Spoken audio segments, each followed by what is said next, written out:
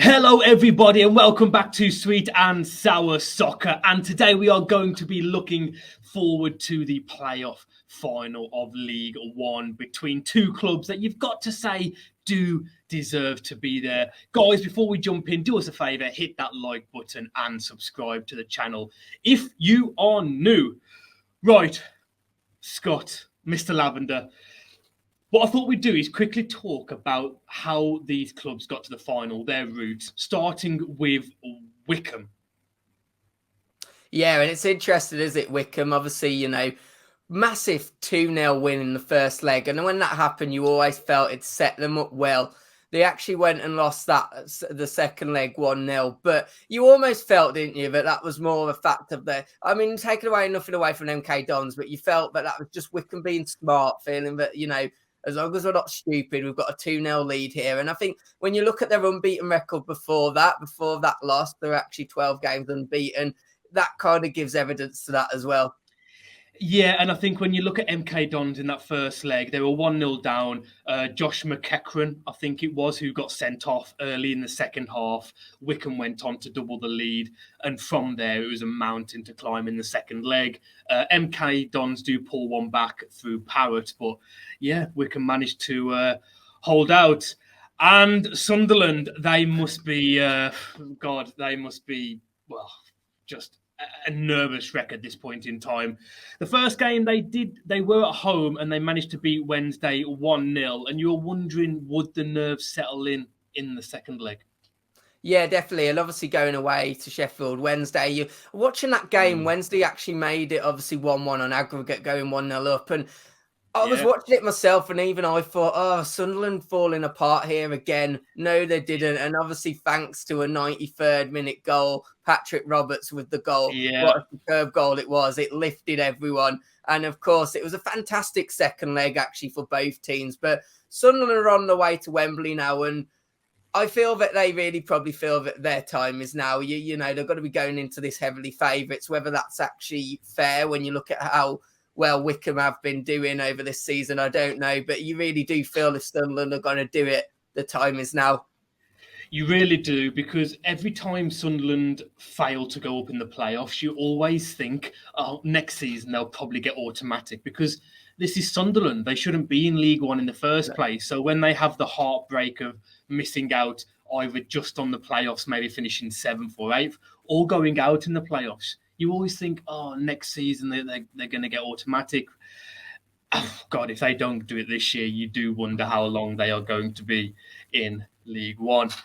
Scott, let's talk about the last 5 meetings between these two clubs. Now, of course, in that time, Wycombe have spent a season in the Championship, but 2 draws between these two sides, 2 Sunderland wins and a Wycombe win in the last 5. So it's quite tight. I think one of those draws were 3-3 as well, if I'm not mistaken. Yeah. I think it was the game this season, wasn't it, in January? Yeah, it was. And I think any Sunderland fan watching is just going to tell you, they'll just throw that straight back at you and go, well, we didn't have Alex Neil then.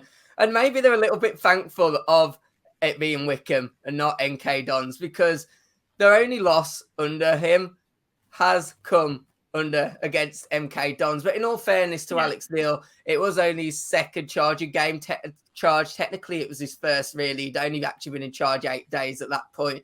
And since then, unbeaten run, 15 games have gone unbeaten. But I think it is worth having a look at the head-to-heads, of course. And across this season, though, even regardless of the fact whether Alex Neil was in charge or not, there is 1 draw. There's also a Sunderland win. So I feel like Sunderland fans will be going into this really not expecting, but hoping for the best, because I don't think you expect anything at the moment if you're a Sunderland fan now. These playoffs have not been a fun journey for them at all.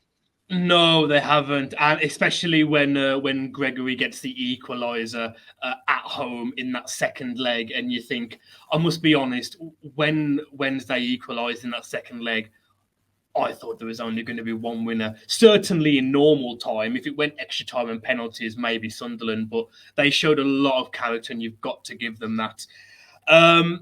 Coming into this game, Scott, Sunderland are the bookies' favourite. And it's not by a massive, massive margin, but they are the favourites by most of the big bookies. Is that because they haven't lost in 15 games? I think it is, and I think it's always the nature of the size of the club as well. I mean, you know, Wycombe, to be fair, though, you know, they've been in the Championship in more recent time than actual Sunderland. So I feel if you're a Wycombe fan, you may be watching thinking it's a little bit unfair, the bookies, but I don't think Wycombe fans will mind that. I think they've been placed as the underdogs throughout, probably getting into the playoffs, and also just in general against MK Dons, who were the underdogs, and they came up out there. So I don't think they'll mind that.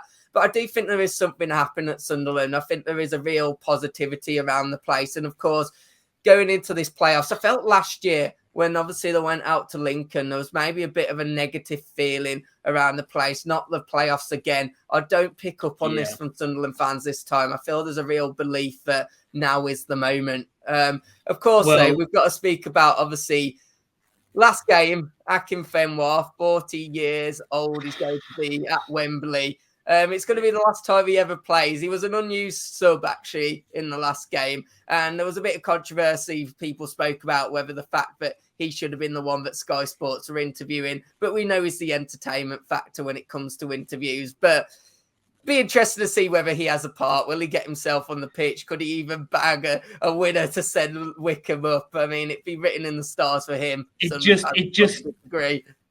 Doesn't it just scream of Dean Windass, if you remember that famous playoff game for Hull, where he scores that absolute belter at the 8? I think he was 40 or 42. It just smells of Dean Windass. I agree. He had grey hairs, if I remember rightly. He was poorly white, actually.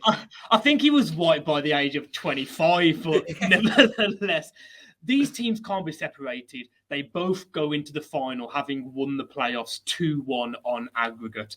So I'm going to put you in the spotlight, Scott.